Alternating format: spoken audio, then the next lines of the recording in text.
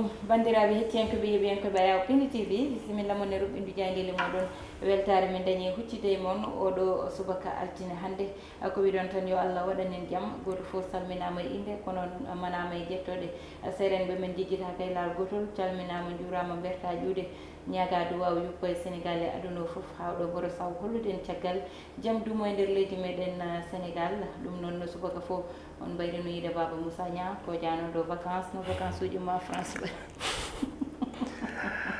ko noon tigi no raɓɓiɗiri fof ko noon yiɗiri noon vacance o raɓɓiɗa wona vacance daɓɓo no fewi no fewi Aissata Ndiaye woni vice versa walla mbiyen recto e verso yewende ɓe joguino e men enen kadi ko nden yewende joguinoen makko nde wonnoon Alaji Dammam mo heewi wiide ala tagui gueɗe tati tagani ɗum ko tagore basal ñaw e musiba neɗɗo raɓɓiɗi balɗe fof e waɗen gotel wadden jetti jomiraɗo subahanahu wa taala kokoɗen fartangue jottaɗo e oɗo subaka addandema holko kewe kelle gadane jeyde e leydi Sénégal kono kadi neɗɗo ganduɗa ko kawaɗomo kumpaɗomo ganduɗa ko yaynima nodduma donc on ko guiɗoma on ko jiɗɗoma en jetti kamɓe foof mama Kardiat Gueye en appel aji mabɓe bon Aissata Ndiaye mo limi juuma voilà nena lelɗo si en kamɓe foof en jetti Allah en ñaguinimɓe Allah moƴƴere kono kadi en mbiɓe dowuji mabɓe coyani yeeɓiyan ko Pindi TV mi yoni noon amin nen lelɗo woni yummum pindi no mbiyatani saaha foof Moussa Niang ɗum ɗon ne Baba Moussa ko noon tan rafika men neɗɗo woni kono sa rafama ara jooɗo ɗo Moussa Niang alandi sa ari a jooɗima babam kadi ina huuli reedu no feewi Baba Moussa ko ɓuri tentiti woppatama ni kala ko noon tigui mbiyenna jayde leydi Sénégal mbaɗi ko fandowal muɗum kono oɗon fonno dawrugol ganduɗa heɓanade ɗiɗon sumgoji nokkuji ene ɓuuri artude nder jayde leydi Sénégal o subaka noon tigui Baba Moussa jayni ndendire le soleil kono noon tigui kayre udditidamal hande altine sappo e goho lewru octobre 2021 ene wayno noon ɓe garti gudditgol ɗiɗon école aji ɓe mbi kine tolno e temedere nogas e goho ujunere kene ganduɗa ko jangguino kañumen kala ene tawe nder ɗiɗon cuuɗi jangguirde leydi Sénégal e nder ɗiɗon saluji ene wayno noon nguɗon gomu witengo ICG ɓe ganduɗa tigui Aissata Ndiaye rewniɓe ala haali ganduɗa ko laabale ene wayno kañumen kala jenti hen gam pettugol ɗiɗon école aji belde sukaɓe ne mbawa janggu no hanniri ni uddite e dow jamma caggal kana ɓe garti jillu hoore e lendi to Dubaï ɗum ne tawe nder hello mabɓe jeene kamɓe jeenen koɓe le soleil caggal ɗum ko jeyde quotidien le quotidien arti koye ngal ɗon Portugal ɓe ganduɗa ko sappo e goho ɓiɓɓe leydi walla mbiyenna ɓiɓɓe dunde Afrique ɓe ganduɗa tigui joddinoɓe Emmanuel Macron to sommet mo ganduɗa Afrique France walla France Afrique mo ganduɗa yuɓɓinnomo to Montpellier ɓe mbi ko sommet sans débat ene wayno noon kongi kewɗi cuuta men sowaɓe ɓeɗon kayya kolli ganduɗa tigui Macron ene wayno Afrique ne sohli hoore mum sohli ɓamtare gueɗe mbaɗ noon kanen tawi nder hello ne heeɓo jeeɓo ndeɗon jeyde Madiambal Diagne caggal kan ɓe garti ala haali gudditgol ɗiɗon école aji ɓe mbi ko 7 leçons de la rentrée yaddu e natalla on gorko mo Sinthiou Bambe wiyete ko Mamadou Talla ministre de l'éducation non tigui France Afrique men gartu hen gasirde las ari koye natal on maire mo Dakar Plateau wiyete ko Aliou Ndoye ene wayno noon oɗon jagorɗo ɓe mbi tigui kañum waɗi investir Benno Bokk Yakar gam kay bilan mo waɗi to mairie mo Dakar Plateau caggal kan ɓe koliti ko yimɓe hewɓe walla mbiyen diƴƴalle yimɓe kañumen nde goni jaɓɓiɓe mo toon caggal kan kamɓe jeynen koɓe las ɓe garti e juɓɓinogol mawludu nabi to Tivaouane ene wayno ɓe mbi ko gammu Moustarchidine kañumen kala ene keɓono ganduɗa kay ko ngal dental walla mbiyen oɗon jamma ɗum ne tawe nder hello tatabo nden jeyde las jagorɗo nene Fatoumata Tall ene wayno noon ha joni on debbo ne heeɓi ɗi gam kay ɗiɗon sumgoji local ɓe mbi ko nene Fatoumata Tall au front ene wayno noon o wi koye nder oɗon commune mo taweteti ko kanko woni changement kanko de jogori addoyde waylo kono kay adde ganduɗa koye ɓamtare nder oɗon commune caggal kan ene wayno so ene natalla on jagorɗo sport leydi Sénégal coftal ɓalli hono Matar Ba kono kay yadude natal on keblo baroje gendi leydi Sénégal o wiyete ko Aliou Cissé ɓe mbi ko Matar Ba ganduɗa ko suuti kongi faade awɗon Aliou Cissé o wi ko objectif fandare nde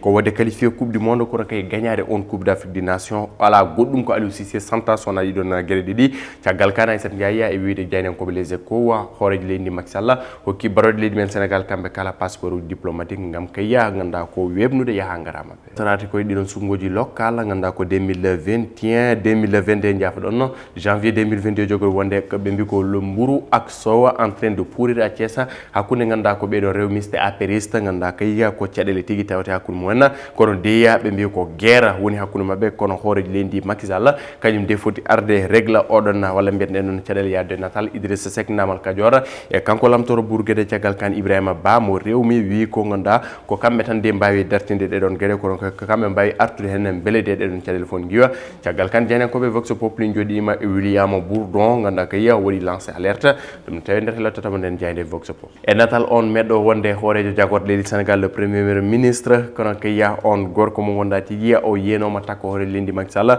wiyete ko Boun Dionne Mohamed Boun Abdallah Dionne ɓe mbi ko les effets d'un départ du pouvoir jonde junde ɓe mbaɗe makko hol gurdam makko hande ɗiɗon yaahaji gara makko kono kayya eɗe ɗon jotodire makko foof jeynankoɓe l'observateur gartihen hello mabɓe jooɓa caggal kan ɓe garti e oɗon drama baɗɗo to ganduɗa kayya ko clinique biteɗo Madeleine ene wayno ngel ɗon cukalel ganduɗa ko basguel fittane mum taw kayya ko cumramma tigui saabi ɗum ne tawi nder hello mabɓe jeetato kamɓe jaynankoɓe yusumaji ken l'observateur enquête Aissata Ndiaye aɓe gatti koye gurnama kamniɗama walla mbiyatna gurnama mettuɗama ɓen ɓe ganduɗa witeɓe réfugié ene wayno noon nguɗon gomu gonɗa tigui fedde gotago windege darni ɗum wiyete ko HCR ene wayno ndega gomu tammigo alhaali mabɓe kono kayya nguɗon gomu ene wayno e oɗo saaha ene caɗele kattuɗe gam kayya wadde walla mbiyanan toppitare ɓen kala ganduɗa ko witeɓe réfugié kana tawi nder hello jeegomo jeeɗiɗo ndeɗon jayde enquête caggal kanne ɓe gatti alhaali oɗon alhaaliya ganduɗa kayya ko mayde guel ɗon no cukalel dewel toto clinique Madeleine ene wayno ɓe gatti ɓe mbi ko les manœuvres de la clinique de Madeleine caggal kan ɓe gatti e hakkude baro leydi men Sénégal e ngal puttal mabɓe Namibia ene wayno wi ko wi Sadio Mané wondi mum mbaɗi puttal mantinigal e onon kikita libération arti ko ya mayde ngel ɗon cukalel holko saabi tigui ganduɗa tigui fittano on suka debbo ngel ɗon cukalel dewel on bébé mo ganduɗa tigui maya walla mbiyen wasi fittano mum en nder ganduɗa kay koyɗan ɗum cuumaramna kono kayya e oɗon kiɗon goski asphyxie caggal kan walla mbiyen oɗon alhaali foof jaynankoɓe libération garti hen ko losko yani go mbaɗi hen e oɗo subaka caggal kan Aissata Ndiaye investir Benno Bokk Yakaar e alhaali ɗiɗon sumgol local ɓe mbi ko Macky Sall ala manœuvre ene wayno hoore lendiya ummimo ɗo e lamorgo ngo faade toto Dubaï kono kay o yaadi koye oɗon Amadou Ba audience Mamboy Diaw toto palais foof de jeynankoɓe libération garti hen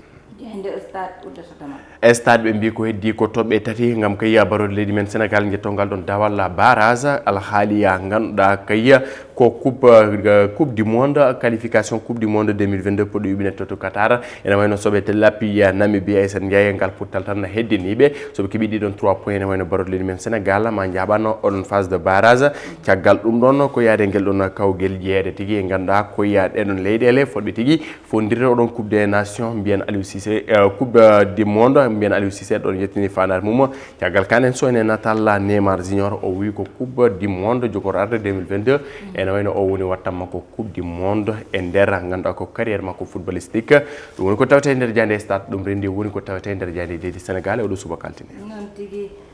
Baba Moussa ɗum noon en batta sona arde tan hande ko ganduɗa ko kañum fayi e banggal gueɗe rendo oɗo subaka noon Moussa Niang haali joni ko ganduɗa woni ngel ɗo liriyel ganduɗa wasi fittandu muɗum e clinique de Madeleine ɗum ɗon noon jinnaɓe mum mbi ko ma mbat porte plainte nde wayi lawol sabu cukalel ngel ɓe mbi ko sum ha wasi fittandu muɗum ɗum ɗon noon ko sumi ɗum ha hewɓe Moussa Niang koko ganduɗa so cukalel jibinama joni aɗa andi tan e technologie eno yarata ni so cukalel arino tan ƴettete ko soome e tekke totte yumum kono joni so ɓuftama ha paari sakkite koye less lampaji kuɓɓe ɗiɗon lampaji noon ultraviolet ganduɗa ina kuɓɓe mataw ko ɗon bone o ari ɓe jijjiti ɗum koɓe yejjitɓe holko saabi ɗum ɗon mataw ma lasko ngo holli ɗum soɓe garani hen taw Moussa Niang saabu yita liriyel woppede e less ɗiɗon lampaji misa ha suma ɓooyi woppede ɗon koko ganduɗa ne foti ƴewtede no fewi wonoɓe hôpitaux ji ɗi ɓe ganduɗa ko kamɓe goni infirmiére uji e ko way noon e toppitoɓe liruji ɓuftoɓe ko way noon ɓeɗon fof assistant uji ni foti ƴewtede Moussa Niang sabu hande rewde ko wayno téléphone muɗum ina ƴeewa rewde WhatsApp rewde Facebook waɗa goɗɗum e goɗɗum ha yejjita ko ganduɗa Moussa Niang ko capital walla ko fittando ɗum ɗon ne ina foti ƴewtede wiya ko noon yaari kono koko ganduɗa jeeya koye possibilité ji ganduɗa Moussa Niang ne wawi yaade ɗum adda ko noon tigui no mbiɗa ni ko weltinare ene wayno alhaali ganduɗa ko ɗiɗon bebeji saɗa siftora ɓoyani to Linguère c'était la même chose hôpital Magatte Lô ene wayno ko c'était le même phénomène ko welsinare walla mbiyen jomum jejjiti ene wayno ganduɗa ko wone gueɗe waɗi hen concentré à para kala ko mbawɗa jaggude oppu ha ganduɗa tigui ko ɗum ɗon yewta so tawi yewti ganduɗa ko paye gueɗe ma e goɗɗe ene wayno noon no mbiɗa ni lampa mo wi lumiére ganduɗa kay ko mo wi courant wiye jeygue pulaar ni firi ɗum ko jeygue donc nak jeygue nge holno heewirte jomum sa ene wawi wasifitare mum tawni sumani walla mbiyenna holno heewirte jomum waɗa ganduɗa ko accident ji mbaɗi ni ko hunde ganduɗa ko yiyande c'est répétitif donc Aissata Ndiaye sanction ngaji ene poti diwde e ɗiɗon alhaali beele ganduɗa ko wayni dokko e nder leydi men Sénégal walla mbiyenna wasa yitede saabu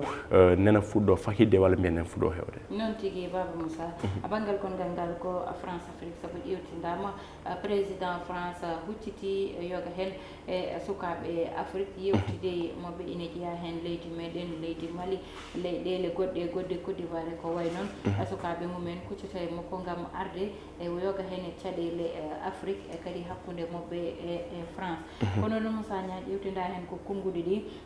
ala konguɗi ɓuuɓɗi walla konguɗi ganduɗa ete ko konguɗi bawɗi wiyede tan ko konguɗi jettore ko way noon kamɓe fof ɓe kolliti ko France hande darde muɗum e Afrique wona ko yiɗa saabu no ɓe darori ni wona darde nde ganduɗa ko darde wallide kono ko darde nde ganduɗa ko intérêt ji Europe ɓe walla intérêt France ɓe ardini e intérêt ji africain ji ɗi saaha fof so ballal mabɓe innitama ƴewdete ko kamɓe intérêt mabɓe ɓurata hewde hen Moussa Niang kono noon namdal ngal woni Moussa Niang beele ɓeɗon sukaɓe hande ponno huccitde koye ardiɓe leydi mabɓe walla ɓeɗon sukaɓe hande no kuccitire o mo ganduɗa kanko woni gardiɗo leydi France kanko walla wadde résoudre probléme mabɓe Aissata Ndiaye namdal ngal mbiɗa ngal beele ɓe ponno huccide koye ardiɓe leyɗele mabɓe walla ganduɗa ko oɗon gardiɗo leydi France ene wayno ɓe kuccide koye gardiɗo ardiɗo leyɗele mabɓe fayimmi haalde le président des présidents d'Afrique Emmanuel Macron ene wayno so tawi ganduɗa ko ɗiɗon kongi ɗi so haɓɓe cuuti président Afrique joguinomo cuusal huccidde Emmanuel Macron sudde kongi baaɗi ɗon so tawi président Afrique ɓe joguinomo ngal ɗon cuusal ene wayno en jettaraɗo en hannde c'est que discours bayraɗo yiyede ganduɗa kay ko cuuɗnoɗo kongi taw maññani taw ganduɗa ko hulani fayani ko nana ako fo aɗo le président Ghanéen ko kañum huccinno e Emmanuel Macron suuti kongi baɗi ni wadde men sukaɓe surtout oɗon mbaɗo tengade la burkinaɓe l'intègre ganduɗa kay ko Raymond Aissata Ndiaye on debbo ganduɗa holli cuusal no fewi kadi ko ɗiɗon kongi yiiɗa ganduɗa ko sa huccire jomum tan tawɗa haala ɗum gongo no sifori africain de eɗen cohli ballal kono ballal ngal fotani hadde ɗemde Aissata Ndiaye sappo ganduɗa kay ko ɓeɗo suwaɓe no Achille Mbépé wini rek ganduɗa ko Montpellier ne foti wonde tournant ganduɗa waɗa ouvrir passe ganduɗa ko page goɗɗo e nder histoire dunde Afrique woɗa ko wayli quoi franchement noon tigui Moussa Niang kamɓe fof konngol mabɓe ko gotum ko nonne kadi daraniɗo Sénégal o kañum ne sutiri konngol mum Moussa Niang wiide tan yo ɗum ko ganduɗa kañum woni eko jimoɓe jiiɗi addude o yoɓe jaltin hen juuɗe mabɓe yo France woppu ardade Afrique yo France woppu arditade koko ganduɗa ko kañum wiyata ko ni walla ko ngol ɗo lawol poɗɗon rewde saabu hande ɓe jettima ɗo ganduɗa aɓe mbawi joganade koye mabɓe eɓe mbawi yahande koye mabɓe kono kadi ko ɓuuri hen wadde fayida ko kanko kalanɗo Sénégal o wiide yoɓe gudditan damen investisseur uji africain ji Moussa Niang so investissement yoni ɓe daroɓe mbaɗa investir saabu Moussa Niang so tawi kala ko kewi ko France tottete walla ko goɗɗo e goɗɗo tottete kamɓe wawɓe rendinde junggo e fandu ɓe guddita hunde saabu ƴewama hecci hanke tan ɓeɓe ganduɗa ko ɓiɓɓe Sénégal naaɓe ndendinɓe juuɗe mumen mbino uddita central électrique Moussa Niang woɗɓe nani daari gam wiide ene mbaɗa ko way noon kono udditanaka dame Moussa Niang tene mbi tafe Afrique te noon hande France faami ɓiɓɓe africain ji nani puɗɗo hollidde ɗum caggal ɗum ɓuuri sabade ni hande hay ndeɗo darde Macron darani ko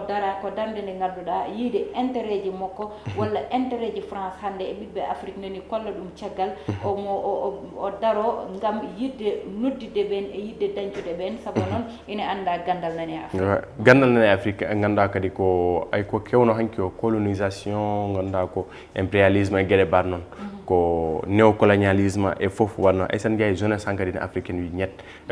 janggama finama hanki adduno ɗeɗon gueɗe foof wasi finde wasi janggude hande janggama bon voilà nous avons les mêmes états d'esprit les mêmes états d'âme donc nak ko wonno wattata la jeunesse elle est engagée et aussi bon voilà changement Afrique yonti hankadi ne oɗo yummiraɗo debbo gondi makko meeɗa momtede o yiye ganduɗa kadi hayso lawol gotol o yiye beelama quoi woni dunde Afrique mamo Afrique a yonti hankadi ne goƴi kiwo ɗon tigi Baba Moussa yonti tigi gondi makko momto ha laaɓa koye ɗi konnguɗi guddirten roɓindu jayndeli meɗen Baba Moussa Niang wonno Aissata Ndiaye heɗono ene banggal caméra o ko Amadou Touré wondude e Ndeye Fatou Massaly tuttude wonadi janggo so Allahu lamɗo jaaɓi